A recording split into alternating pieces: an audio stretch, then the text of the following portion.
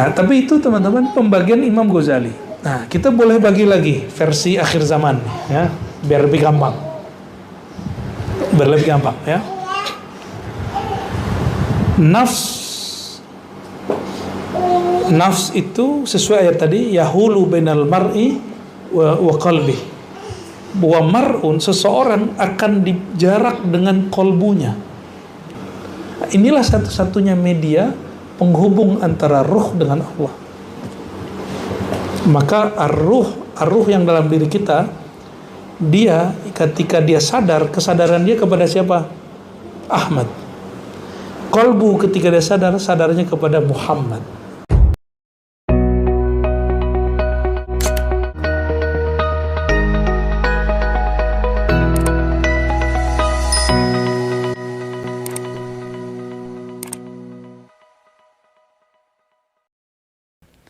Assalamualaikum warahmatullahi wabarakatuh. Alhamdulillahilladzi a'tana ni'aman katsira. Walhamdulillahilladzi a'tani wa iyyakum al-kautsar fa amarna bis-salati wan-nahar. Wassalatu wassalam ala habibina al-Mustafa Sayyidina Muhammad sayyidil awwalin wal akhirin wa ala alihi wa ashabihi wa li baitihi wa dzurriyyatihi ajma'in. Sahabat-sahabat dimuliakan Allah, kembali ke ini, ar-ruh. Ar-ruh itu ada yang bermakna ar-ruh at-tabi'i. Jadi ada dua maknanya. Ruh tabi'i, ruh fisik, ruh tabiat. Apa itu ruh tabiat? Dukhanun manba'uhu damun aswad fi tajwifi hadzal lahmus sanubari. Dukhan ini secara harfiah berarti asap, tapi saya menerjemahkannya energi.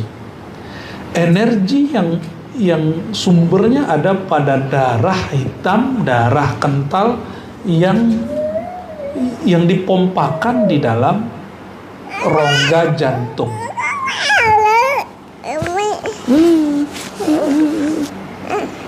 Ya.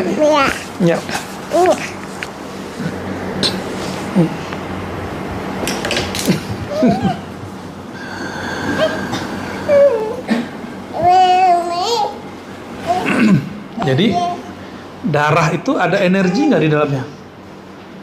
Kenapa kemudian ada namanya kita kalau donasi darah itu apa? Donor darah. Karena darah itu ada dukhonun manba'uhu damun aswad. Dia ada energi luar biasa di darah itu. Nah teman-teman yang sudah habis bekam, Bu ya, habis bekam Bu ya? Yang habis bekam siapa? 1, 2, 3. Nah, itu yang habis bekam bagian punggung, kan kita kan kalau punggung kaku-kaku bangun tidur, itu bekam aja. Karena itu energinya membuat punggung kita kaku. Coba bayangkan, kaki kita bengkak sedikit aja, susah nggak jalan? Saya sampai nggak bisa jalan loh kemarin, 2 hari lalu. Cuma karena kaki kita bengkak sedikit aja. Bayangkan kalau ada darah nggak lancar di bagian punggung. Dan di situ banyak saraf. Makanya baginda Nabi Muhammad SAW potong kompas dengan cara berbekam. Jadi sebelum nanti tua-tua banget lah ya, berbekam lah dari sekarang. Ya, perempuan gimana kan sudah haid? Haid kan beda. Bekam ya bekam, haid ya haid. Ya, maka semoga nanti ada yang bisa bekam perempuan. Ya, kalau di Ribat sudah ada tuh bekam laki-laki. Halim senior, Halim junior. Ya, Halim junior ya. Wa yantashir biwasatil uruq ad-dawarib fi jami' ajza'il badan. Itu energi mengalir melalui perantaraan pembuluh darah yang ada di setiap anggota tubuh. Wah, Imam Ghazali udah bahas begitu loh. Jadi di zaman itu kan tahun 400-an dia wafat tahun 505. Sekarang udah 1445. Dia ngerti loh bagian begini. Di kalian jangan malas-malas baca biologi nih mahasiswa nih. Mesti baca juga yang begitu-gitu, ya. Wa mithaluhu kasirajin fi baitin tastadi'u jami'u zawayal bait bihi wa huwa alladhi yuriduhu al-atibba bihi bi'itlaqir ruh. Nah, perumpamaannya apa? Perumpamaannya seperti lampu di rumah. Coba lampu ini dia dicantolin doang atau ada kabelnya? Kabel itu pembuluh darah. Nah, ini lampu. Anggap ini lampu. Lalu ada pembuluh darah di badan. Itu kabelnya. Yang mengalir, ada, kita pasang apa, pulsa nggak? Pulsa dibeli, nanti masuk energi listrik. Tergantung berapa voltnya yang kita pasang. Maka nanti ada yang mengalir. Yang mengalir pada energi darah itulah yang disebut oleh para kedokteran lama dengan ar-ruh, nyawa. Gitu. Jadi gagal jantung karena jantungnya sudah tidak mempain darah. Saya nggak tahu itu orang kalau mati suri itu kan jantungnya darahnya nggak ngalir ke otak dan itu bahaya. 1 detik saja darah tidak ngalir ke otak itu bahaya. Sangat-sangat bahaya. Apalagi 2 detik, 3 detik bisa banyak sel yang mati. Ya. Nah, ini ruh versi kedokteran lama. Saya yakin sampai sekarang hal ini nggak akan jauh berubah. Ya. Nyawa kalau bahasa sekarangnya. Adapun ar-ruh dalam pemaknaan agama, kata Imam Ghazali, huwa al-latifatur rabbaniyah allati hiya ma'na haqiqatil qalb. Tadi kolbu hakikat manusia. Sekarang ruh itu adalah hakikatnya kolbu. Gitu. Jadi ruh itu dimensi rohani di dalam kolbu. Energi kolbu itulah yang disebut ruh. Dialah yang tahu, gitu. Dialah yang kemudian yang tahu kadar kemakrifatan itu bagaimana. Jadi kalau orang kedokteran, kalau darahnya bagus, maka tubuhnya sehat.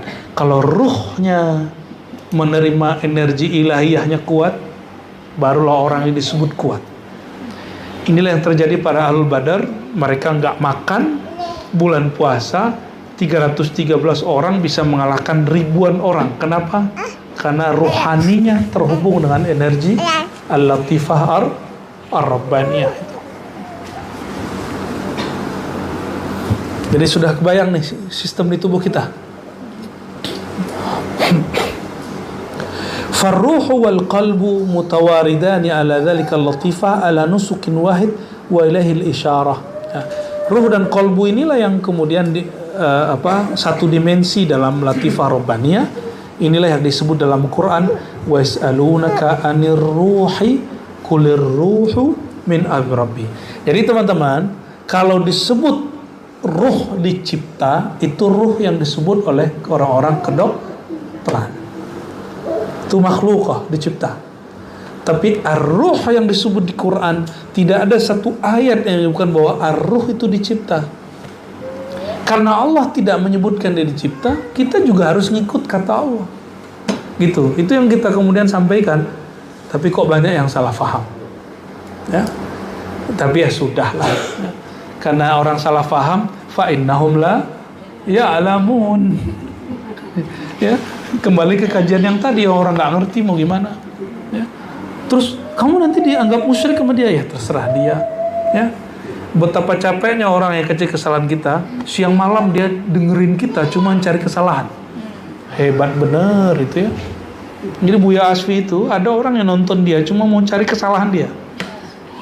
Buya Aldomi itu ada nih, penggemar-penggemar lama yang kemudian beralih hati. Itu nonton cuma mau cari kesalahan. Begitu pentingnya beliau berdua ini kan.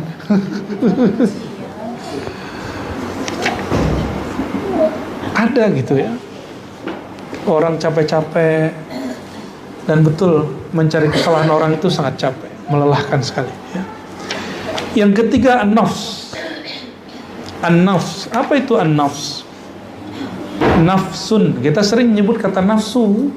Nafsu itu tidaklah nafsu dalam bahasa Indonesia. Nafsu dalam bahasa Indonesia identik dengan keinginan rendahan. Tapi nafs dalam bahasa Al-Quran ada beberapa makna. Nafs kadang diartikan zatullah, ya, seperti dialog Sayyidina Isa dengan Allah, ya. A'lamu ma fi nafsi wa la a'lamu ma fi nafsik, gitu. Yuhadzirkumullahu nafsah. Allah mewaspadai zatnya, dirinya. Itu nafs berarti zat, ya. Tapi nafs juga berarti di Quran itu jiwa. Nah, nafs juga berarti makna yang lain, yaitu nafsu. Nah, kata nafsu yang negatif inilah yang masuk ke bahasa Indonesia, dan bagi Imam Ghazali itu makna pertama. Kata beliau, an-nafs walaha ma'nayan, minimal ada dua makna. Yang pertama, al-ma'na al-jami' li quwwatil ghadab wasyahwah wa sifatil madmumah. Kata nafsu sering identik dengan kemarahan, syahwat rendahan, dan juga sifat-sifat yang tercela. Orang ini bernafsu, kita sering ngomong gitu ya. Nafsu politiknya tinggi gitu. Kita ngomong gitu kepada orang, oh berarti makna yang ini. Inilah yang disebut dalam hadis Imam Al-Baihaqi, inna a'da a'daika ma baina janbaik. Semaknanya ada di Tirmizi. Musuh terbesarmu adalah ma baina janbaik. Dan ini antara dua sisimu, yaitu nafsu, dirimu sendiri, ya. Wahiyal mujahadah wal ma'mur bikasriha. Inilah yang diperintahkan untuk berusaha keras melawannya, ya. Melawan emosi berat gak?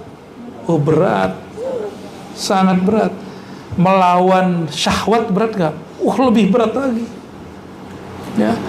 Melawan sifat karakter buruk berat gak? Sangat berat, ya. Oleh karena itu perlu riyadhah, diulang, perlu mujahadah, usaha yang keras. Jadi apa beda riyadhah dan mujahadah? Riyadhah itu usaha berulang-ulang, mujahadah itu keseriusan maksimal. Itu mujahadah, ya. Makna yang kedua, an-nafs adalah al-latifah ar-rabbaniyah allati hiya ihda ma'ani min ma'naya ya ruh wal qalb, ya, ma'ani ar-ruh wal qalb wan nafs. Jadi kadang-kadang nafs itu identik dengan ruh dan qalb. Kadang-kadang dia maka ada istilah namanya an-nafs ar-rabbani. Adalah istilah begitu. An-nafs al-mutmainnah, itu qalbu yang sudah tenang. An-nafs ar-radiyah al-mardiyah, itu babnya di bab qalbu, ya.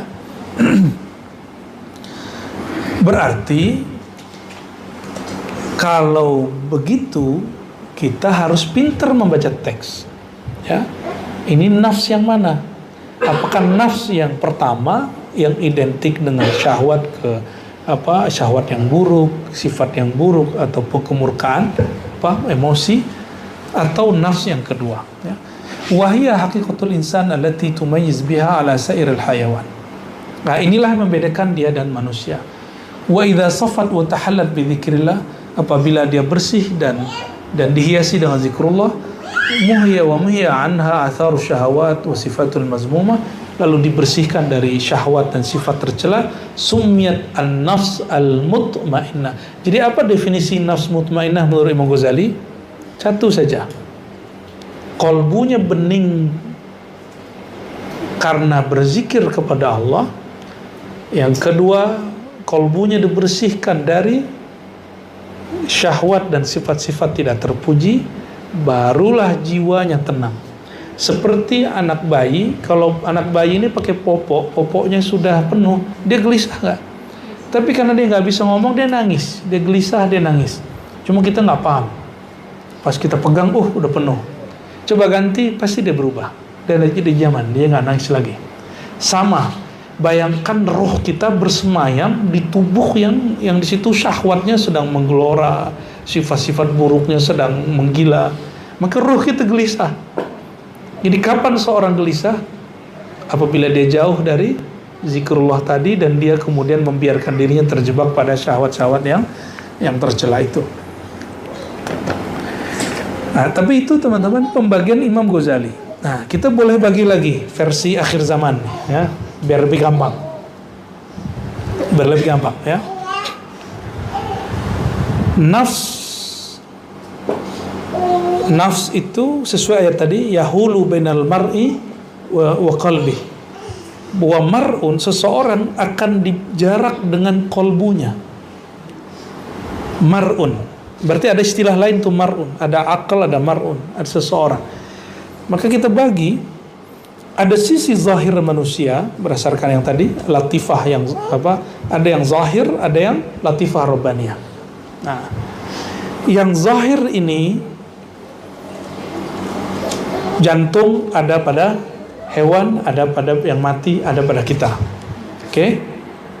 Berarti kalau itu yang disebut kolbu, ada di semuanya. Ruh, jika ruh itu yang disebut adalah energi yang mengalir pada darah, itu juga ada pada kerbau. Dan kerbau lebih kuat dari kita. Kuda lebih kuat dari kita. Berarti ruhnya lebih kuat dari kita dong. Ya. Jadi darahnya lebih kuat. Kan ada orang yang latihan terus. Benar nggak? Itu darah dia lebih kuat dari kita. Secara pemahaman ini. Tapi bukan itu yang kita maksud. Bukan itu yang kita maksud. Yang kita maksud adalah an-nafs. An-nafs itu berkaitan dengan jasad, dengan alam zahir. Al-qalbu war-ruh berkaitan dengan alam batin. Ya. Ilmu psikologi berhenti pada nafs, jiwa. Jiwa yang berkiblat menghadap kepada alam zahir. Itulah asbabnya kenapa ilmu psikologi tidak mampu menyelesaikan masalah qalbiyah, tapi dia hanya mampu menyelesaikan masalah-masalah yang berkaitan dengan sesuatu yang bisa dirasiokan dalam ilmu psikologi. Kalau di kolbu kan nggak bisa dirasiokan. Gelisah, apa yang bisa ngiling gelisah? Akhirnya kemudian psikolog kerjasama dengan dokter, muncullah suatu ilmu namanya psikiatri. Ya, dokternya disebut psikiater. Psikiatri yang udah ada sakit kejiwaan. Oh, sakit kejiwaan. Berarti itu namanya apa? Psikolog bukan, psikosomatis. Psikosomatis. Jadi dia dokter tapi melihat penyakit orang berdasarkan indikator-indikator psikisnya. Namanya psikosomatis. Jadi kalau psikiatri itu sakit jiwa. Iya. Oke. Itu harus dijelaskan ke masyarakat supaya mereka nggak takut berobat masalah jiwa dia. Dia bukan sakit jiwa toh. Dia cuma psikosomatis. Karena teman-teman kita kalau bilang kamu sakit jiwa harus dibawa ke dokter, dia takut karena disebut sakit jiwa. Ternyata namanya apa? Ya, kamu jadi dokter itu aja ya, dia. Ya. Tapi kalau parah tetap pakai penenang toh untuk obat pertama. Ya. Penenang terus organnya juga diobati. Organnya juga diobati. Tetap diobati. Kasih penenang. Berarti ada tindakan medis. Ya. Lalu diberikan sugesti. Ya. Okay. Tapi saya banyak ketemu dokter begitu, stres juga. Dokternya stres. Karena dia menghadapi orang stres. Orang gelisah gitu, ikut stres juga dia. Dan alhamdulillah salah satu sahabat kita dulu yang ikut suluk itu dokter senior untuk bagian itu. Saya nggak tahu dia psikiater atau dia ahli psiko tadi. Psikomatis. Itu psikiater. Psikiaternya. Psikolog tidak melewati kedokteran, dia langsung jadi psikolog. Dia langsung pakai sugesti. Enggak, kalau psikolog itu dari SMA masuk 5 tahun jadi psikolog, tapi kalau dokter psikiater dari SMA 6 tahun jadi dokter umum, baru ngambil spesialis psikiater. Panjang kerjaannya. Makanya 9 tahun ya. Minimal kalau mau jadi mursyid hebat, ente harus belajar 9 tahun. Latihannya 9 tahun. Itu insya Allah bisa langsung. Orang gelisah langsung tenang. Tapi kalau Allah mau, lahzah wahidah. Jadi bedanya ilmu rohani begitu. Tapi tetap saja orang kalau dapat rasa sesaat, tapi untuk mengajarkan belum tentu dia bisa. Untuk mengajar itu anugerah lain lagi, yang mesti diusahakan, mesti dibiasakan. Baik teman-teman, ini baru awal daripada muqaddimah kajian diri, ya. Kesimpulannya tadi kita sudah sebutkan bahwa ada nafs, ini berkaitan dengan, ya, kita sebut dengan nafsiyah. Lalu bagian kedua kita sebut dengan ruhiyah. Ruhiyah ini dimulai dari kolbu. Kolbu di dalamnya ada fuad. Dalam fuad ada namanya lub. Dalam lub ada namanya sir. Dalam sir, disitulah nanti bersemayam apa yang disebut ar-ruh. Ya, ar-ruh ini tidak menempati tubuh, tapi dia juga bukan di luar tubuh. Tapi ar-ruh ini bukan Tuhan. Ruh itu ya ruh. Ya. Namun dia bersumber dari hadirat Allah Subhanahu wa ta'ala, langsung tanpa perantara. Ya. Makanya induk dari ruh itu disebut dengan Ummul Arwah. Bahasanya disebut dengan Ahmad. Jadi Ahmad itu nama daripada induknya ruh. Nah, kita salah satu haikal arwah, haikal ruh, Ahadatur Ruh, Ahmad Ummur Ruh. Jadi Ahmad itu adalah sebutan untuk induknya ruh. Jadi ketika di Quran disebut nafakhtu fihi min ruhi, aku tiupkan dari rohku, bukan dari zatku, tapi dari Ahmad.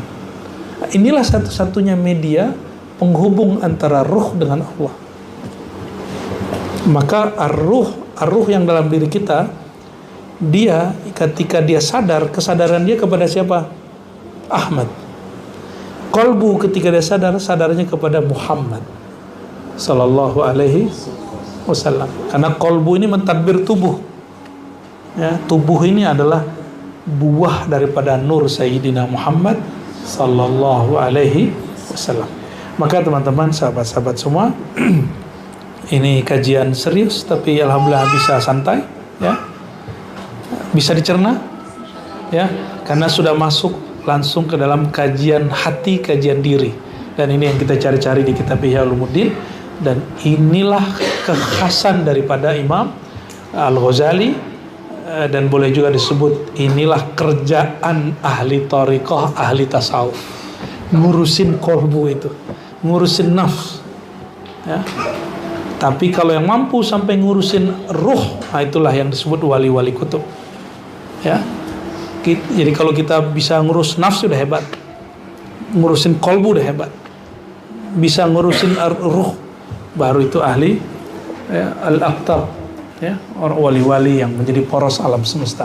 Semoga Allah Ta'ala meridhoi kita semua, meridhoi guru-guru kita semua, baik guru-guru kita yang masyhur, guru-guru kita yang mastur, guru-guru kita yang sufiyah, guru-guru kita yang malamatiyah, guru-guru kita yang tidak tersebutkan namanya satu persatu, guru yang mengajarkan satu huruf dan dia istiqomah di jalan Allah Subhanahu wa taala, kita kirimkan untuk mereka Al-Fatihah. Bismillah.